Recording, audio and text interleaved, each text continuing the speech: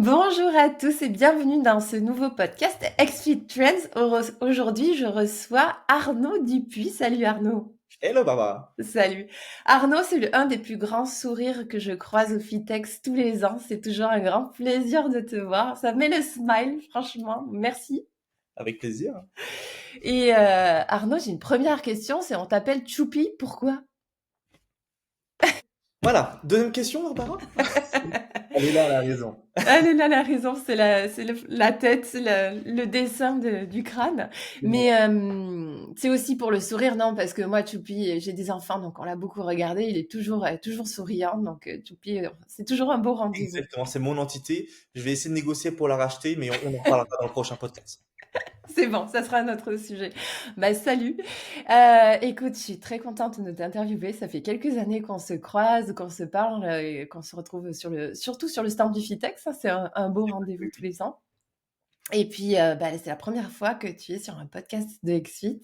Deuxième fois, vraiment, en podcast live comme ça, oui, mais j'ai déjà fait une interview pour XFIT en 2020, je crois. Mais en format interview. Mais podcast XFIT Trends, je pense que c'est la première fois. C'est la première fois, oui. Et puis, c'était pas moi qui t'avais interviewé. Non. Donc là, je suis bien contente d'avoir l'honneur de le faire. Aujourd'hui, on a décidé de parler de préparation mentale.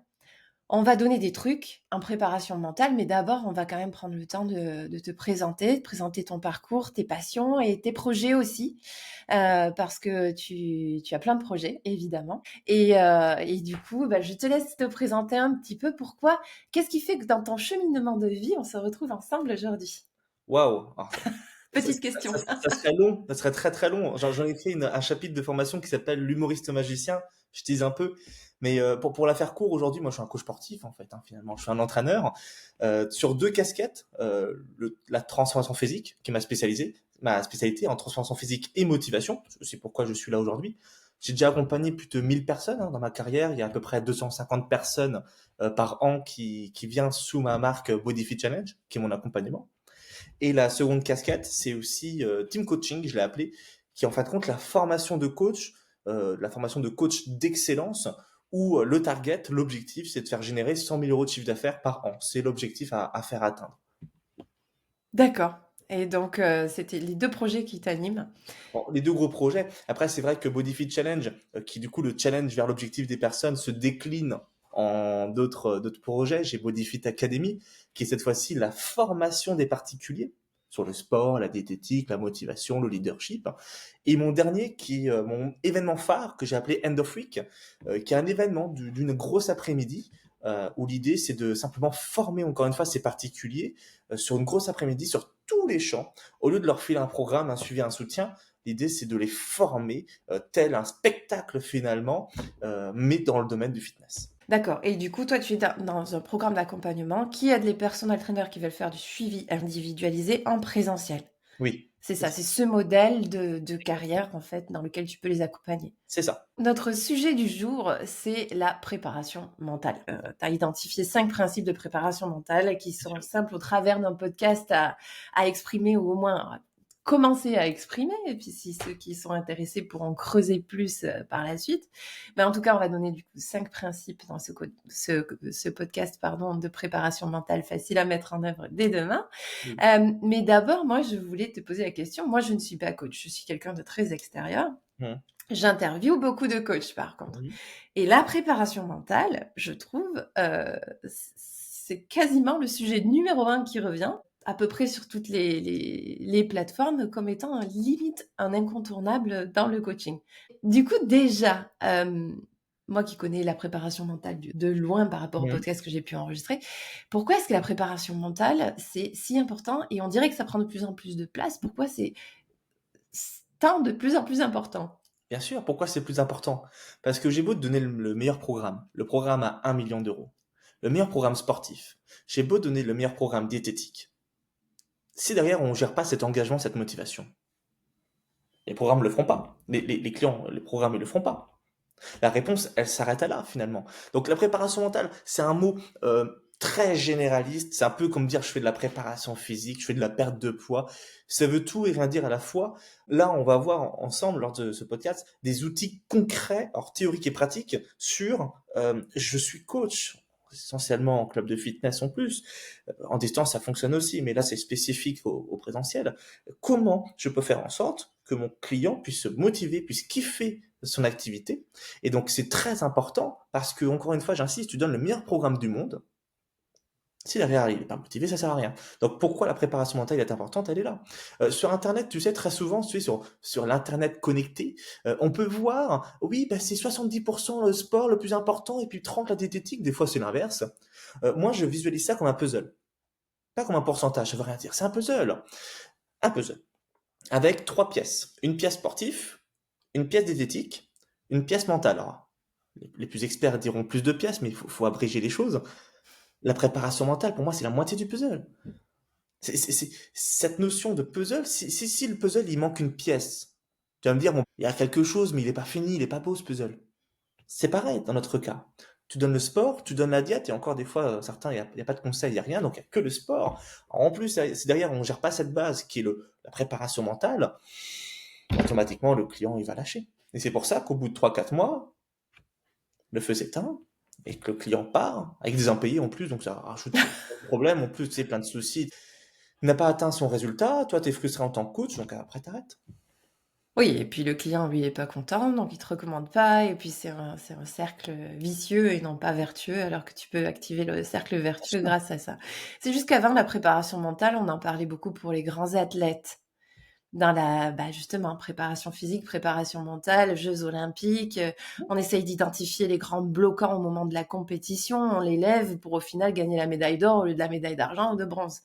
Et petit à petit, la préparation mentale s'est démocratisée au niveau justement de tout type de clients, de tout type d'objectifs. C'est drôle que tu m'en parles, je fais une très rapide parenthèse. Ouais. J'ai sorti un réel, littéralement, hier à ce sujet, Ah, où j'expliquais que est-ce qu'une perte de poids, dans notre cas à nous, est-ce que ce serait une performance autant que la Coupe du Monde de Mbappé? Et dans ce réel, j'expliquais que c'est quoi une performance de manière très rapide et très simple? C'est la réalisation d'un objectif suite à une réflexion théorique et pratique. Mbappé, pour y arriver, il faut qu'il mette en place une préparation physique, tactico-technique, technico-tactique, et puis tribunule, et puis il faut y aller. Pardon, mais la perte de poids, c'est pareil. Bon alors, il faut que j'aille de là à là. Quelle méthode je vais mettre en place? D'entraînement, je parle. Et puis nutrition, et puis mental, et puis socio-économique, et puis truc. C'est la même chose. Donc en fait, si aujourd'hui on disait, enfin avant plutôt, on disait que la préparation mentale était consacrée à la performance des athlètes de haut niveau, si on change un peu la vision, on se rend compte que la préparation mentale est bien adaptée pour la performance. Une perte de poids est une performance. c'est une belle façon de voir les choses, c'est vrai. Et donc, le domaine de la préparation mentale se démocratise et c'est tant mieux parce que du coup, de plus en plus de monde ont la chance et maximise la chance en tout cas d'atteindre leur objectif, comme tu disais, de Bien sûr. performance. Et puis l'objectif de toutes sortes en fait. Rentrons dans le vif du sujet, si tu Oui, veux bien. oui, Tu oui. as proposé 5 trucs, donc je vais te laisser faire ton exposé. Je te donne juste le là sur les 5 principes. Euh, donc, on va essayer de bonifier la boîte à outils des coachs sportifs avec ces 5 trucs de préparation mentale. Donc, si vous nous écoutez dans la voiture, en train de cuisiner, écoutez avec attention pour essayer de le mettre en œuvre. C'est pas des principes très compliqués, je pense. En tout cas, tu Non. vas bien les vulgariser. Donc, déjà, on commence par quoi? Oui, par où on commence? Par où commencer? J'ai 2 réponses à ça. La première réponse, ça va être de conceptualiser sa vision de la préparation mentale. Euh, de manière un peu égoïste, personnellement, pour le conceptualiser, là j'entame ma 8e et dernière année de formation. J'ai utilisé toutes les formations que j'ai faites, toutes les expériences avec les personnes, je les ai posées sur une table, donc j'ai tout recensé. Et à partir de là, j'ai sélectionné. J'ai sélectionné ce que je voulais mettre, ce que je voulais, puis j'ai priorisé. À partir de là, j'ai pu créer ma sphère, ma conception de la préparation mentale, qui ressemble un peu à une pyramide, mais qui est plutôt, on va dire, une architecture où on comprend les étapes à suivre. Donc déjà, commencez par là, dites, ok, comment je définis la préparation mentale pour moi? Qu'est-ce que j'aimerais mettre? Qu'est-ce que je recense finalement là-dedans? Je sélectionne ce que j'ai envie de mettre, je priorise, et après je performe. Ça, c'est la première réponse. La réponse un peu plus pratico-pratique. Par où commencer? Gestion émotionnelle, gestion énergétique, motivation. C'est ça que les gens ils veulent de la motivation, donc je vais faire de la motivation. Hmm, pas forcément. La première chose que je travaille, c'est la fixation d'objectifs. Alors, je sais que le sujet ne plaît pas parce que ça paraît tellement nul et tellement facile. Et puis, non mais, on s'éloigne du sujet. Faux. Et je m'explique. Admettons, là, je parle au coach derrière l'écran, derrière tout ça. Admettons que le client arrive avec un objectif de perdre 20 kilos en une semaine, de manière rationnelle et lucide. Est-ce qu'on va lui dire, oui, bien sûr, pas 30 euros, s'il te plaît? Bien sûr que non. Si tu ne vises rien, tu n'atteins rien. C'est comme ça que je résume ce chapitre. Si tu ne vises rien, tu n'atteins rien. Donc, si automatiquement la cible n'est pas claire, ça n'est pas visible, ça n'est pas atteignable, j'ai beau essayer de tirer, hein. Ah, je suis super motivé, je suis super motivé. T'atteindras rien du tout. Donc, par où commencer? Fixer un objectif concret. Un objectif difficile, mais atteignable. Il y a des outils, hein, pour ça qu'on peut retrouver facilement en plus avec quelques recherches où on peut quantifier, on va dire, sur de 1 à 10 la difficulté de l'objectif, par exemple, et de 1 à 10 les compétences que l'on a nécessairement.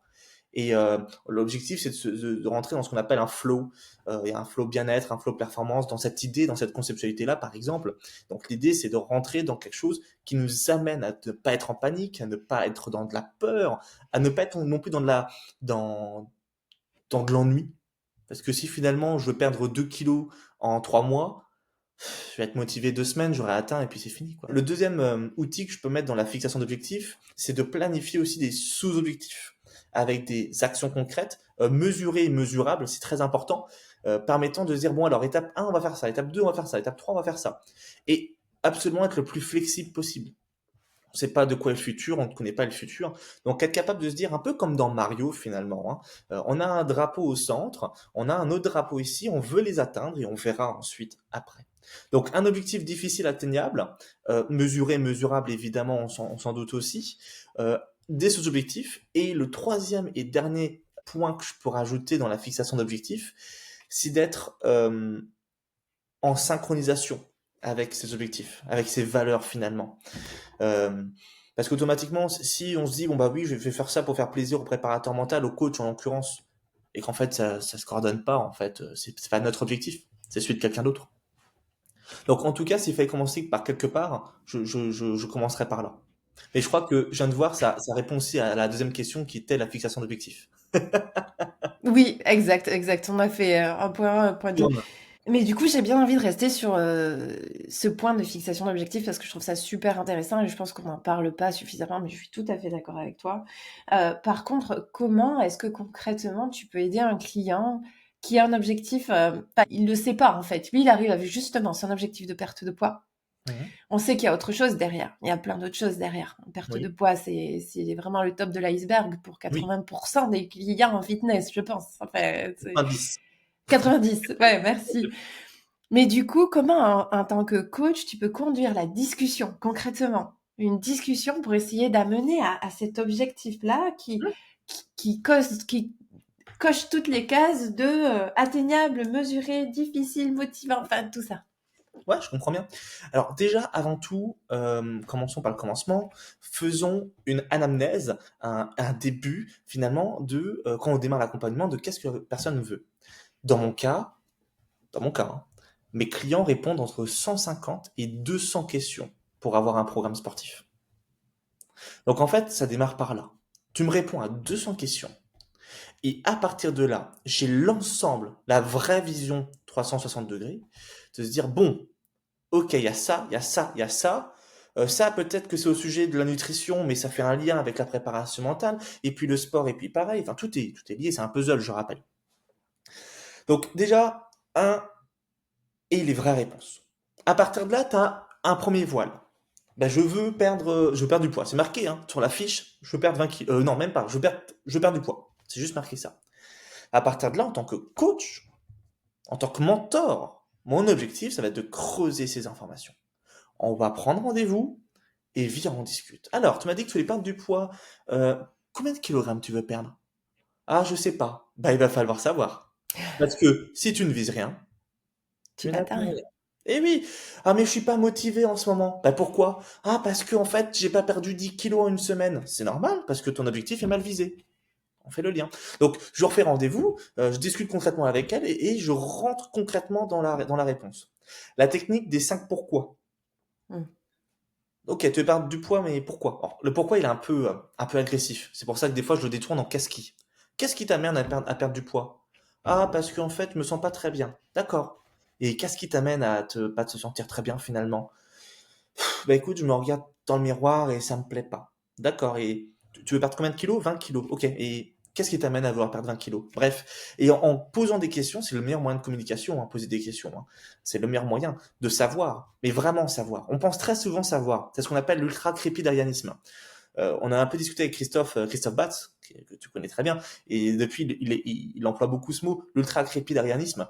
Être un ultra-crépidarien, c'est je ne sais pas que je ne sais pas. Donc en fait, en tant que coach, si je suppose à la place du client qui veut perdre de temps ou parce que ça, c'est fini en fait. T'arrêtes ton métier de coach, t'arrêtes ton activité tout de suite parce qu'en fait, tu te plantes dans le mur. Et si tu veux vraiment correctement être à ta place de coach, creuse, cherche. N'aie pas peur, on en parle juste après de la peur. N'aie pas peur. Et confiance. Allez. Pourquoi tu veux perdre 20 kilos? Non, bah écoute, c'est parce qu'avec mon mari, en ce moment, ça va pas, on est en train de parler de divorce. Ah. Et donc automatiquement, concrètement, pour répondre à ta question, comment faire pour faire en sorte d'avoir les vraies réponses? Tu fais une première anamnèse, tu creuses, tu as un entonnoir finalement, via un rendez-vous, via des questions, et à partir de là, on a les vraies réponses et on met en place les outils que j'ai partagés tout à l'heure. On mesure entre 1 et 10 les compétences nécessaires pour arriver. Est-ce que tu as les compétences nécessaires? De 1 à 10, à quel point tu trouves que c'est difficile ou pas? Donc à partir de là, on peut avoir un graphique qui dit, bah, ça se retrouve facilement sur Internet, ça c'est un truc classique ou classique, qui permet de dire si tu es en panique, si tu es en flow, si ça va pas. De là, avec le client, tu mets les checkpoints. C'est pas lui, c'est nous. Bien. C'est pour ça qu'il prend un coach, hein, sinon il ferait ça tout seul. Donc on met un checkpoint et on vérifie si c'est bien en lien finalement avec ce qu'il veut. Et à partir de là, c'est bon. Ce qui fait que si le client il a le malheur de partir, déjà la première chose que je vais commencer, c'est hop, bien. Pourquoi tu étais venu au départ? Ah, j'étais venu pour ça. Est-ce que tu es encore en phase avec ça? Ah, je suis plus trop en phase. On va refixer un nouvel objectif. C'est parti. Cette capacité à analyser assez finement, du coup, parce qu'on rentre dans le domaine de la psychologie quand même. Là, on est dans une zone grise un peu. On essaye de comprendre justement tout ce qu'il y a dans la tête de notre interlocuteur, quel est son réel objectif, quels vont être ses vrais leviers de motivation. Bref, c'est une compréhension très fine quand même de la Oui, situation et de la personne qu'on a en face, là, oui. de ce que tu dis. Est-ce que tout ça, dans les études, BPGEPS, CQP, etc. Un coach sportif qui sort et qui est nouvellement diplômé, il a déjà cet outil-là ou il faut forcément que la formation continue le lui Ah apporte? oui, la formation continue est une obligation. Une obligation. Et pour anecdote, c'est même pas dans les formations de préparation mentale que j'ai le plus appris. En fait, plus on élargit le champ de vision, et plus on a une vraie vision panoramique de tout ça. Et ça arrive des fois que sur des formations en nutrition, des formations en RNP, rien que pour parler d'eux, hein, de reprogrammation neuroposturale, qui en théorie n'a rien à voir avec la préparation mentale. Mais tu fais des liens de fou. J'ai fait des liens, j'ai passé le DU de comité aussi, j'ai fait des liens en préparation mentale sur des sujets en me disant, ah ok, je comprends mieux certaines réactions, je comprends mieux certains sujets. Donc, si tu veux vraiment t'affiner sur le côté mental, qui est selon moi le plus important. J'insiste, t'as beau faire 10 ans d'études de préparation physique, si derrière tu sais pas t'adapter par rapport à la personne, d'un point de vue mental, ça sert à rien. Mmh. Si tu veux vraiment te perfectionner à ce sujet, ouvre le champ des possibles, apprends à écouter, on a deux oreilles, une bouche, apprends à écouter, euh, forme-toi et surtout, mets-le en place et teste. Ah, au début, je me suis planté, hein. Quelle connerie j'ai donné comme conseil, mon Dieu. Et sûrement encore aujourd'hui. Peut-être que dans 10 ans, on en discutera. Je dis, mais ouah, c'est bancal ce que tu dis, tu vois. Ça évolue dans tous les cas.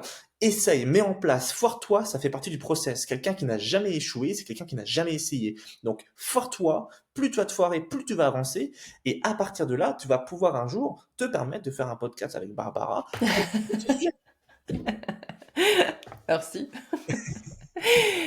Ça fait une super transition sur le troisième conseil qui est la peur n'existe pas. Là, je fais la transition avec la peur de se foirer, entre autres. Peut-être que Oui, c'est de ça dont tu parlais. oui, entre autres. Oui, alors le troisième point qu'on voulait discuter, après par où commencer et après l'objectif, c'était de se dire, la gestion émotionnelle, la peur n'existe pas. Pourquoi ce point-là spécifiquement?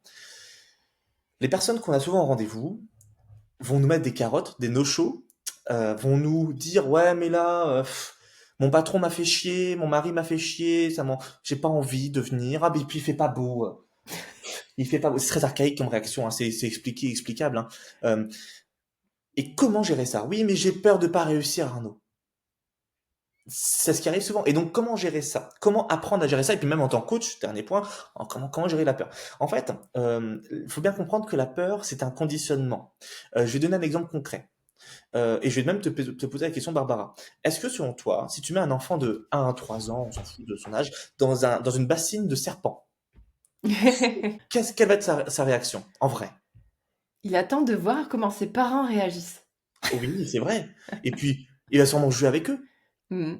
Par contre, si moi, je te mets dans une bassine pleine de serpents venimeux, qu'est-ce qui va se passer? Alors, peut-être que toi, t'es pas conditionné à ça, mais une grande majorité des personnes vont avoir peur, vont hurler. Ah si, si, j'aurais peur aussi, hein. Et qu'est-ce qui amène qu'un enfant de 3 ans, lui, on n'a rien à faire, tandis qu'une adulte de 30 ans en a quelque chose à faire? C'est le conditionnement. Le conditionnement à la peur. Ah mais j'ai peur de ça, j'ai peur de ci, c'est un conditionnement. Et la peur n'existe pas. Concrètement, est-ce qu'on peut palper la peur? Non. La peur, c'est quelque chose qui a été implémenté dans le cerveau suite à une expérience, d'accord?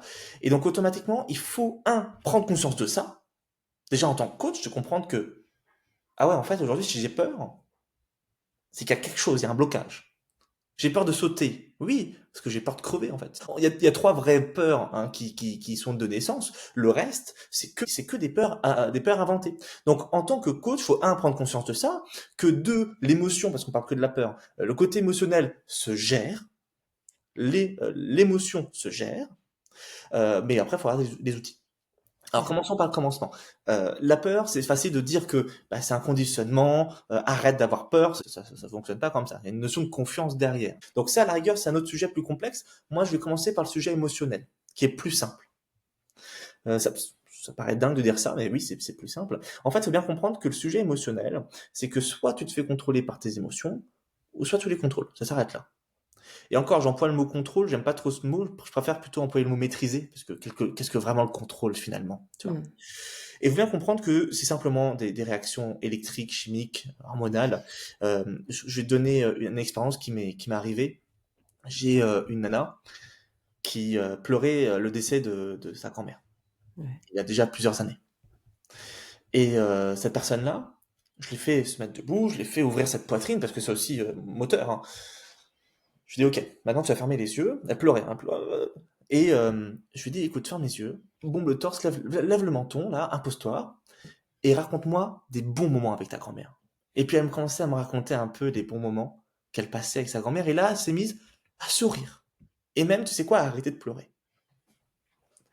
Je comprends pas. Tu pleures ta grand-mère, mais finalement, là, tu es heureuse de passer un bon moment. C'est des réactions électriques, en fait, ça s'arrête là. Et là, cette personne qui pleurait face à moi, j'ai réussi à la faire sourire, à passer un bon moment sur le même événement, sur le même contexte. Comment j'ai fait? Est-ce que je suis un sorcier maléfique?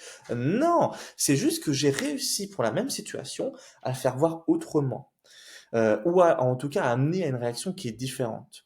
Euh, T'as sûrement une musique qui te fait pleurer à tous les coups. Admettons, t'es en voiture, tu entends cette musique qui te fait pleurer à tous les coups et ça me regarde pas pourquoi. Euh, Est-ce que on prend le contrôle, la maîtrise de cette musique et on se dit, ben, je m'effondre, je me rends victime et je me rends matrice, ou est-ce que je décide de changer la radio? En vrai. Donc, les émotions, la peur n'existe pas. Déjà, en tant que coach, si vous souhaitez devenir un leader, bah, déjà changez-vous avant de changer quelqu'un d'autre. Prenez conscience de ça, changez ses émotions, mettez en place une musique stimulante qui permet de stimuler de manière positive plutôt qu'écouter de la musique qui nous fait pleurer. Essayons, avant de faire, essayons de mettre en place quelque chose qui nous amène d'être dans de la bienveillance. Tu me dis, t'as tout le temps sourire. Ah oui, pourtant des galères j'en ai, hein, t'inquiète pas. Et parce que je décide de me concentrer. Troisième sujet, de me concentrer sur quelque chose de positif. Deux, la peur n'existe pas. Je prends conscience que la peur n'existe pas. Qu'est-ce qui m'amène à avoir peur? Pourquoi? Je creuse. Ah ok, c'est ça qui me fait peur. Mais est-ce que vraiment c'est un problème? Non, bah c'est bon, j'y vais. Je prends confiance et je lève le torse et j'y vais. Et ensuite, pour nos clients, on le met en place. Ah oui, mon mari m'a fait chier, du coup, ça m'a saoulé. D'accord. Et du coup, comme il t'a fait chier, t'es pas venu au sport. D'accord. Mais t'as fait quoi à la place? Ben, je suis sorti, j'ai fumé ma clope, et puis je suis allé voir, je suis parti, puis je suis parti. Ok. Et si jamais, imagine, dans ce même contexte, et si finalement t'es dans ta voiture, tu mettais de la musique qui te stimule, qui te fait danser. Est-ce que t'as une musique qui te fait danser? Oui, j'ai une musique qui me fait danser. Tu la mets. Qu'est-ce qui serait passé à ton avis? Ah bah je serais plus heureuse. Ben voilà. Tu veux pas être plus heureuse ou tu veux te rendre malheureuse? Je comprends pas. Ah si si, je veux être heureuse. D'accord. Et ta clope là, est-ce que tu arriverais à remplacer ce réflexe, pas ce réflexe, cette autonomie plutôt, cette autonomie, ce comportement habituel de se dire je suis stressé, je fume cette clope, et si tu essayais avant de faire en sorte de pas la mettre dans ta bagnole, à la place tu peux mettre de l'eau, tu peux mettre autre chose, peu importe, pas de fumette non plus, pour automatiser une routine différente de je suis stressé, il se passe ça.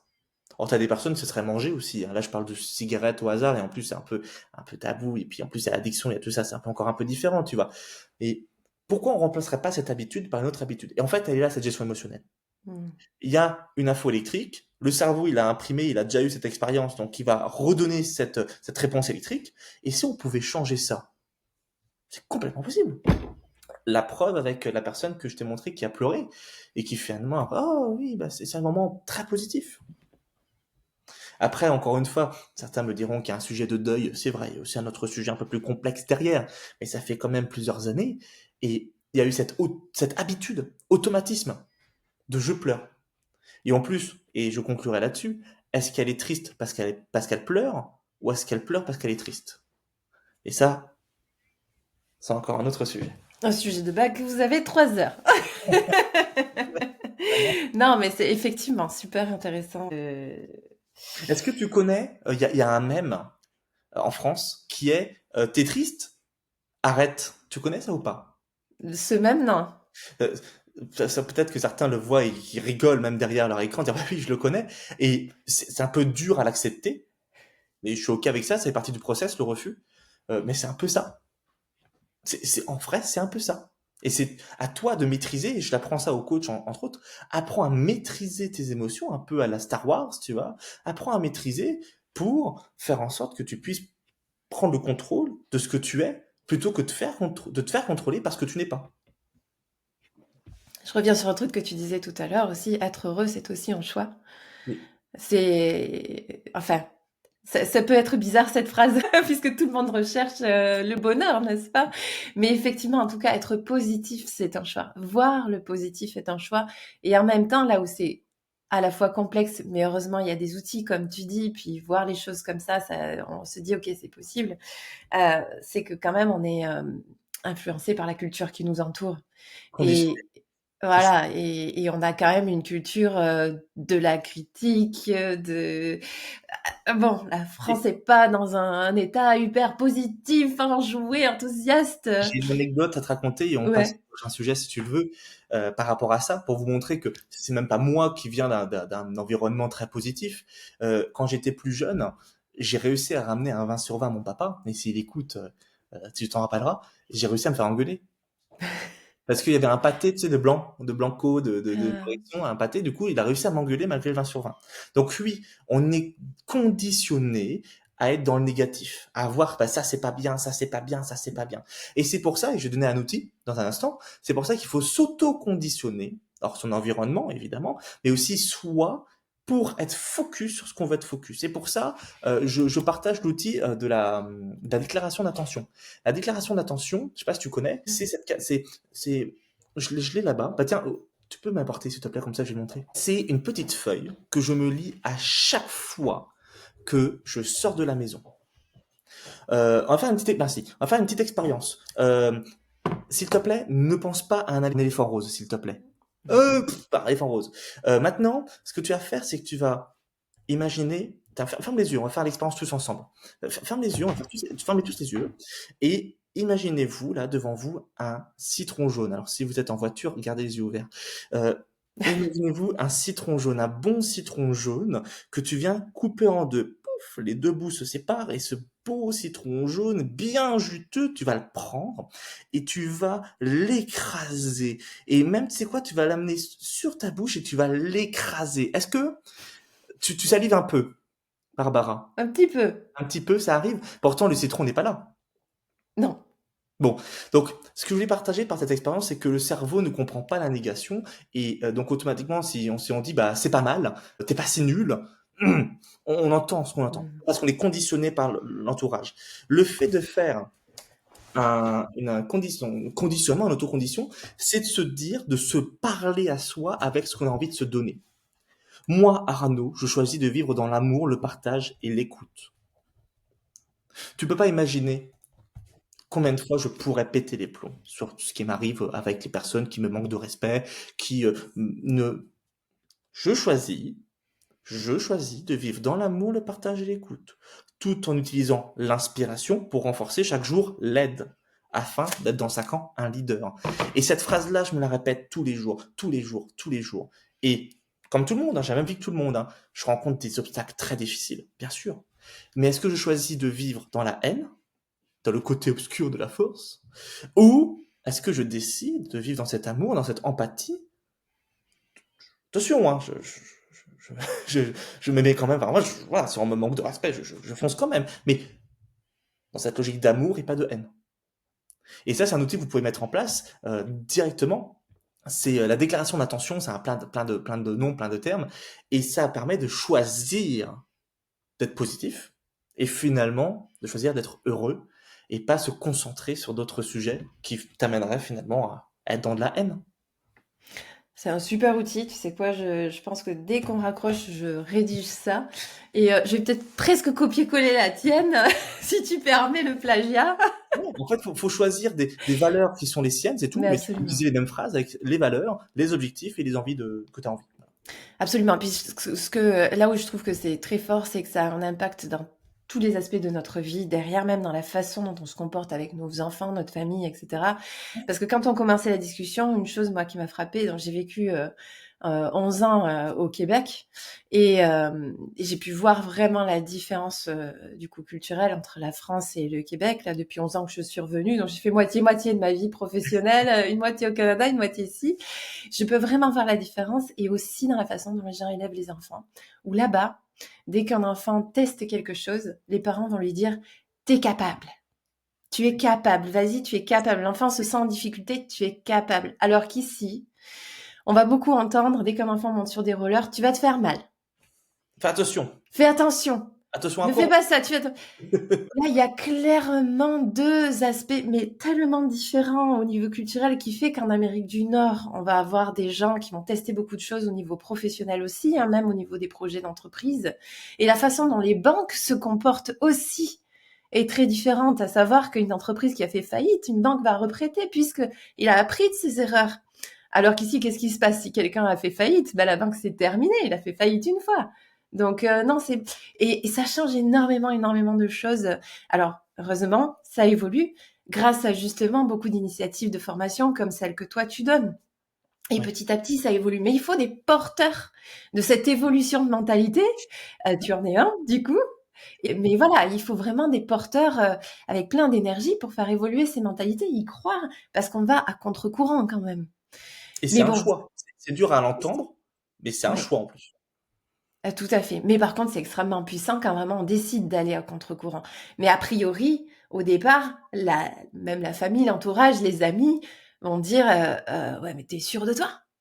Tu testes Ouais. ça, t'es sûr de toi? Enfin, et donc il faut le tenir, Parce que, l'enthousiasme et le parce positif. que tu prends conscience que la peur n'existe pas et que la Mhm. personne qui est en face de toi qui te dit mais t'es sûr?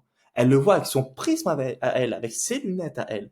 Donc elle va les mettre, elle va avoir sa peur, son conditionnement à la haine et à la peur. Mais t'es sûr? T'es sûr? Et moi qui mets mes lunettes, oui. Tout Enfin à fait bref, ça. on pourra en discuter pendant 1 heure à ce sujet. Oui, c'est ça. Passons au quatrième point, du coup, où tu suggérais déjà, là, le quatrième, c'est les réactions et les Réaction. blessures de Alors, l'âme. oui. Euh, les blessures de l'âme, c'est un outil. C'est pour ça que je vais vraiment y consacrer très peu de temps. Parce que c'est un bouquin et ça faut entamer avant tout le process. Faut bien comprendre que les clients que l'on va avoir vont avoir des réactions.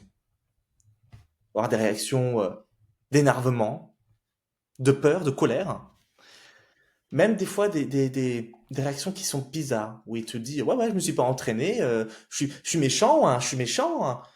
bizarre. Et en fait, il faut bien comprendre que ces réactions sont très souvent des réactions qui ne sont pas eux-mêmes, qui sont des réactions que cet outil qui s'appelle les blessures de l'âme, qui n'est pas à prendre au pied de la lettre, j'expliquerai pourquoi, explique et fait prendre conscience que certaines réactions sont dues à des blessures, à des douleurs que la personne a déjà rencontrées. Exemple. Exemple concret. T'as quelqu'un qui a pris rendez-vous, avec moi, et la personne, elle annule le rendez-vous. Je peux avoir plusieurs réactions. Celle de dire, bon bah, elle annule le rendez-vous, bon bah, tant pis, je vais taffer sur autre chose. Deuxième réaction. Oh, mais il est sérieux, lui! Putain! Il a annulé le rendez-vous, mais quel enfoiré! Pardon, hein, j'emploie des mots, pardon, vraiment. C'est quoi ça? Non, mais c'est n'importe quoi. N'importe quoi. Trahison. Injustice, trahison. Les 5 blessures de l'âme de Lise Bourbeau, les 5 blessures qui t'empêchent d'être toi-même, fait prendre conscience que ces réactions sont très souvent pas toi. Elles comparent ça un peu à une blessure qu'il y a sur ta main et qui est cachée par un gant, donc tu le vois pas. Et par exemple, je vais te prendre la main pour t'aider. Ah! Qu'est-ce que tu fais? Mais c'est pas elle la réaction, c'est la blessure, tu comprends? Et prendre conscience de ces blessures t'amène à mieux comprendre les réactions de tes clients, et donc pas de toi en retour aussi de surréagir, et surtout de mieux les écouter. La personne qui dit ah bah ouais, je me suis pas entraîné beaucoup, ah je suis méchant, humiliation. Humiliation à mort. On peut prendre conscience que cette personne a peur d'être humiliée, aime bien s'auto-saboter, se faire du mal et qu'on lui dise c'est pas bien. Mais moi je vais pas rentrer dans ton jeu, Coco. Je vais pas rentrer dans ton jeu. Non, t'es pas méchant. Qu'est-ce que tu pourras mettre la prochaine fois pour mieux avancer? Si la personne se met en colère, par exemple, sur une réaction, je peux prendre conscience que c'est pas elle qui réagit, mais c'est plutôt sa blessure qui parle à sa place. Et donc, à partir de là, ça me permet de m'identifier, de me dire, je suis où là-dedans? Est-ce que je suis vraiment un bourreau? Ou est-ce qu'en vrai, c'est juste qu'elle se met en colère pour quelque chose? Donc, j'attends qu'elle exprime sa colère, elle a besoin d'extérioriser, et je vais contourner cette colère pour aller à l'essentiel, au vrai problème, et avoir plus d'empathie. Alors pourquoi je dis qu'il faut pas prendre au pied de la lettre? Parce que en fait, les blessures de l'âme, ça permet de mettre des mots sur des choses. Exemple, si demain on se fait séparer entre un couple, ça peut être vu comme de la fuite, comme du rejet, une blessure de rejet. Ça peut être vu comme de l'abandon.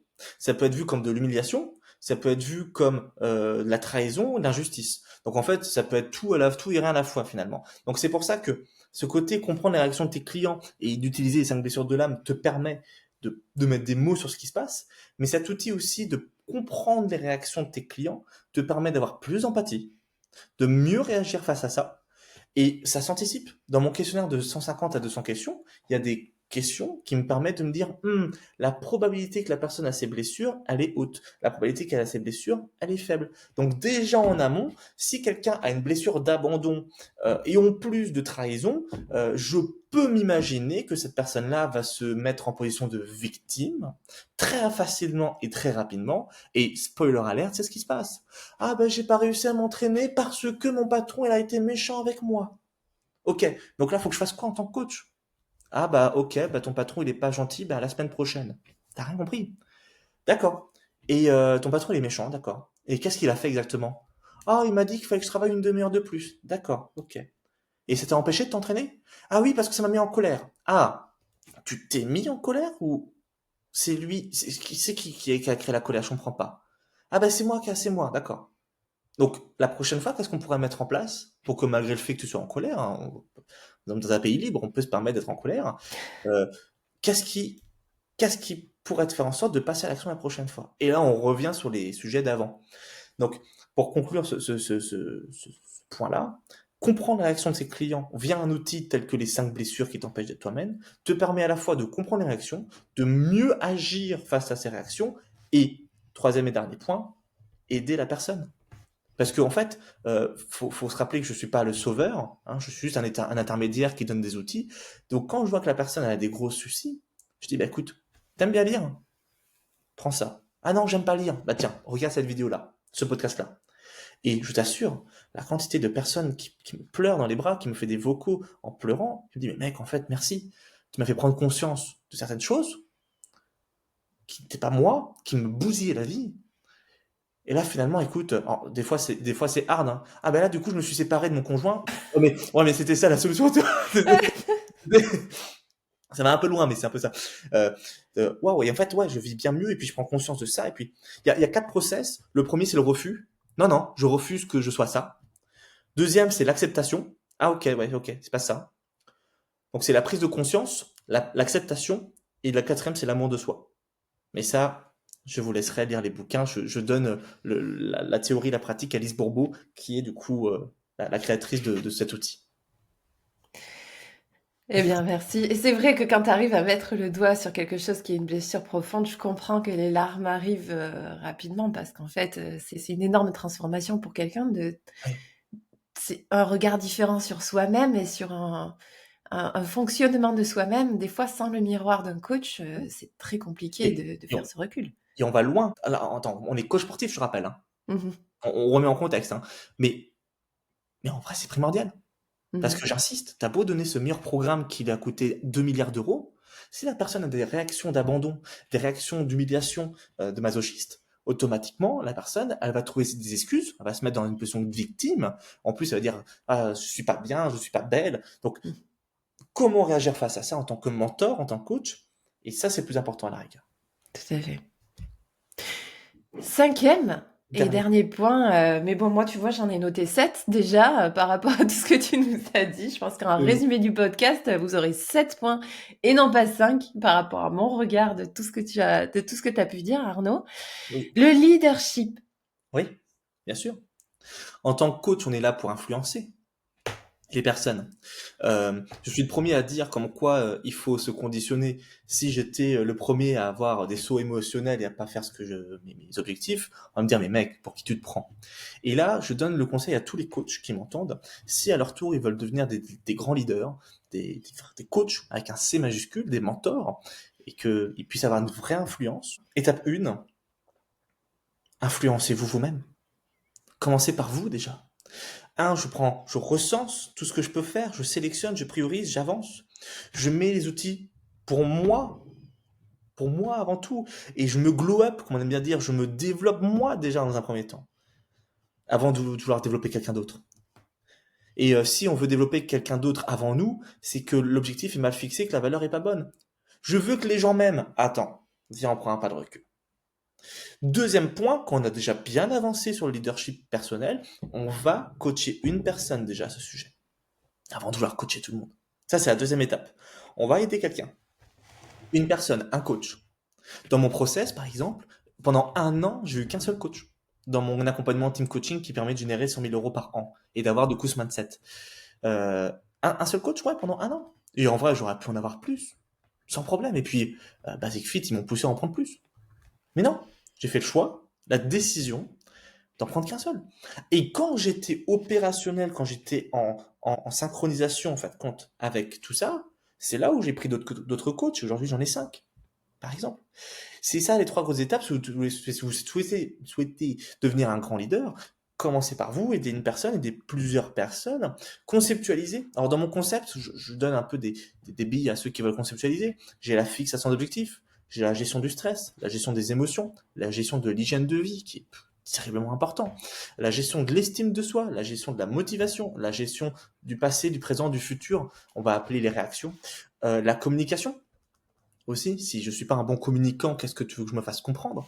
Et à partir de là, quand on a quand même bien avancé sur tous ces outils, selon ma conception personnelle et égo-saute, et à partir de là, on peut considérer que ça y est, je rentre dans du leadership, je suis un coach avec un C majuscule, et ouais, je peux me permettre de pouvoir coacher des personnes et de pouvoir générer un chiffre d'affaires qui, pour beaucoup, peut paraître illusoire et impossible. Et pourtant, je suis passé par ces étapes-là aussi où même gagner 1000 euros de chiffre d'affaires par mois, c'était déjà un truc de dingue à l'époque, quoi.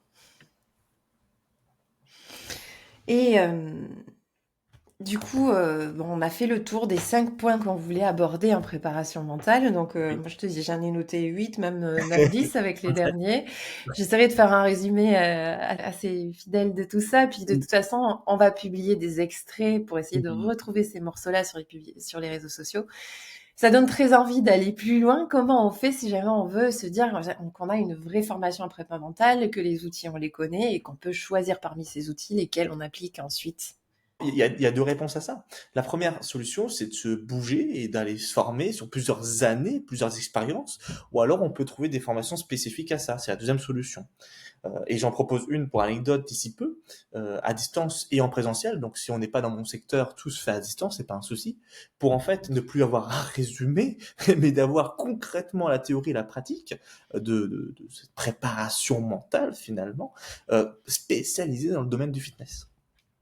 Et donc là, bon, on est en février, non, on est en janvier. Janvier. On est fin janvier Oui. 2025 à l'enregistrement de ce podcast, parce qu'on ne sait pas quand est-ce que vous allez l'écouter. Donc peut-être qu'on a passé même 2025, 2026, Bonne on ne année sait pas. 2030 à tous. Voilà. Donc là, on est en janvier 2025. Tu parlais d'une formation qui arrive bientôt. Elle est le 20 février, je crois, Exactement. dans un mois tout pile. Jeudi après-midi. Jeudi après-midi, le 20 février, D'accord. en présentiel ou à distance. Et il y a aussi un replay pour les personnes qui le veulent. Ok, évidemment, on mettra le lien dans la description de ce podcast. Si jamais on a passé le 20 février, au moment où la personne qui nous écoute se dit «J'aimerais bien qu'Arnaud Dupuis me forme», est-ce que tu donnes tout au long de l'année des formations? Il y a un lien où on peut éventuellement avoir les prochains rendez-vous?